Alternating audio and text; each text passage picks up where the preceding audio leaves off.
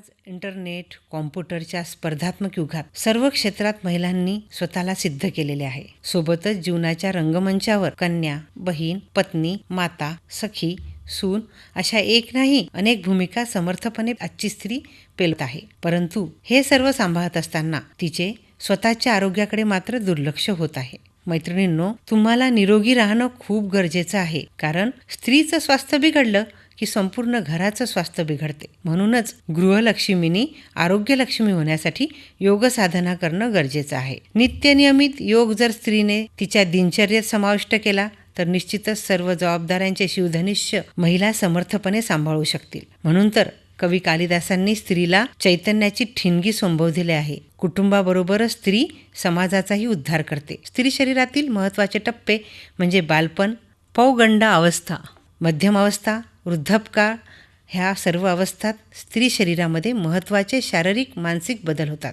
आणि त्यामुळे अनेक प्रकारचे आंतरिक तणाव निर्माण होतात. त्याचा शरीर मनावर विपरीत परिणाम होतो आणि त्यामुळे विविध शारीरिक व मानसिक व्याधींना सामोरे जावं लागतं. ह्या सर्व गोष्टीपासून दूर राहण्यासाठी पतंजलीकृत अष्टांग योगातील आसन, प्राणायाम, धारणा, ध्यान सोबत शुद्धिक्रिया, योगनिद्रा सारख्या महत्त्वाच्या प्रक्रियामुळे शरीर आणि मन स्वस्थ ठेवायला मदत होते. बाल्य अवस्थेत शरीराचा विकास योग्य पद्धतीने होऊन युवावस्थेत बांधण्यासाठी सूर्यनमस्कार, विविध स्थितीतील योगासने जसे सर्वांगासन, त्रिकोणासन, वीरासन, धनुरासन, अर्धमत्स्येंद्रासन इत्यादी तुम्ही नियमित जर केले तर शरीर स्वास्थ्यासोबत प्रतिकार क्षमताही वाढायला मदत होते. स्त्रियांची पाठ, मान, कंबरदुखीची समस्या तर सतत असते. पाठ, मान, कंबरदुखी सारख्या विकारांवर बॅकवर्ड बेंडिंगची योगासने महत्त्वाची, ज्यामध्ये उष्ट्रासन, चक्रासन, भुजंगासन इत्यादी करावीत. सोबत शिथिलीकरणसाठी